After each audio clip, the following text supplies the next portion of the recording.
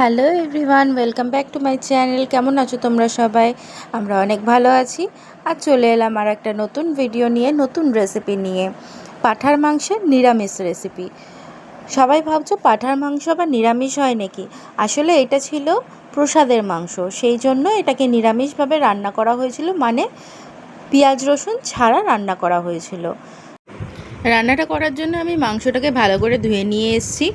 ধুয়ে নিয়ে আসার পর আলু কেটে নিয়েছি, যেহেতু এটা ঝোল হবে সে কারণে আলু দিচ্ছি। তোমরা চাইলে আলুটা স্কিপও করতে পারো।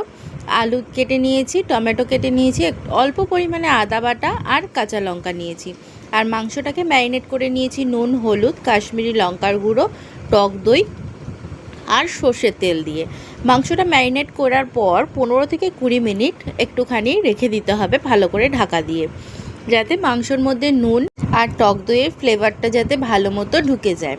তো এবার এটাকে আমি রেস্টে রেখে দিচ্ছি 15 থেকে 20 মিনিটের জন্য। আমাদের পাড়ায় মা মনসার মন্দির আছে, তো সেখানে দশহরার দিন পাঁঠা বলি হয়েছিল।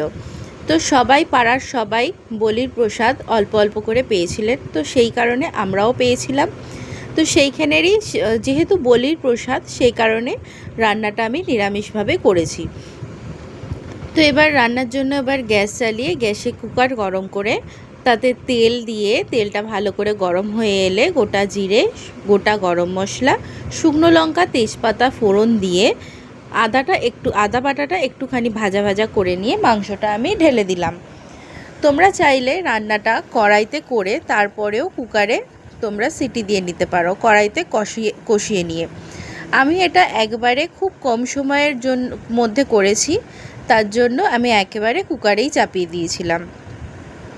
তো এটা 10 মিনিট একটুখানি নাড়াচাড়া করার পর কাঁচা লঙ্কা আর টমেটোটা আমি দিয়ে দিলাম। এবারে দিয়ে এটাকে আবার ভালো করে 10 মিনিট কষিয়ে নিতে হবে। এটা ভালো করে কষতে থাকতে হবে, যেহেতু পাঁঠার মাংস এটা একটু টাইম লাগে আর সেদ্ধ হতেও একটু সময় লাগে। 10 মিনিট পর আমি কেটে রাখা আলুগুলো দিয়ে দিলাম, কারণ আমি আলুগুলো আগে ভেজে নিইনি। যেহেতু আমি কুকারেই পুরো রান্নাটা করছি, যার জন্য আমি আলুগুলো ভেজে নিইনি। যে তোমরা যখন কড়াইতে কষিয়ে নিয়ে তারপর কুকারে দেবে, তোমরা আলুটা আগে ভেজে নেবে। তো এবার আলুটাও মাংসের সঙ্গে ভালো করে কষিয়ে নিতে হবে। কষাতে কষাতে পুরো মাংসর কালারটা চেঞ্জ হয়ে যাবে আর জলটাও একদম শুকিয়ে যাবে। তো কষানোর সময় আমি একটুখানি জিরে গুঁড়ো, 1 চামচ মতো জিরে গুঁড়ো আর 1.5 চামচ মতো ধনে গুঁড়ো দিয়েছিলাম, তো সেটা আমি দেখাতে স্কিপ করে গেছি। এবার আমি দিয়ে দিলাম একটু গরম মশলার গুঁড়ো। দেখো জলটা পুরো শুকিয়ে গেছে আর কালারটা একদম চেঞ্জ হয়ে গেছে। এবারে বুঝতে হবে যে কষানোটা আমাদের হয়ে এসছে। এই রকমভাবে কষিয়ে কষিয়ে জলটাকে একদম শুকিয়ে নিতে হবে। এরপরে আমি দিয়ে দেবো একটু জল। জলটা দেবো, নর্মাল জল দিলাম না। যে বাটিটায় আমরা ম্যারিনেট করে রেখেছিলাম আমি, সেই বাটিটায় যে দই আর মশলাটা লেগেছিল সেটাকেই আমি জল দিয়ে ভালো করে ধুয়ে দিয়ে দিলাম।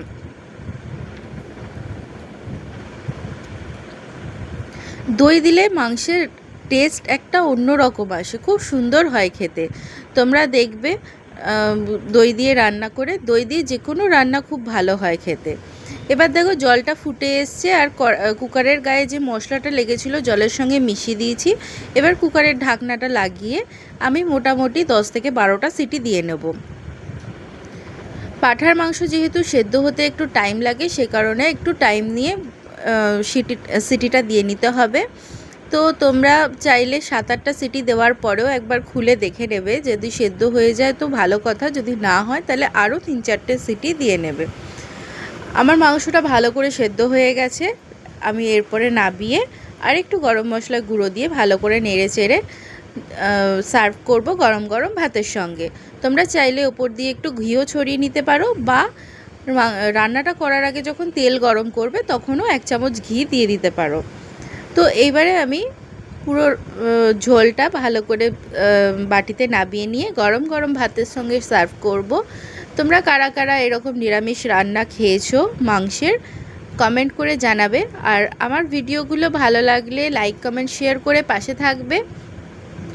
আর যারা যারা সাবস্ক্রাইব এখনও করনি, ইউটিউব থেকে দেখছো, তারা অবশ্যই সাবস্ক্রাইব করে দেবে। আর ফেসবুক বা ইনস্টাগ্রাম থেকে দেখলে ফলো করে দেবে।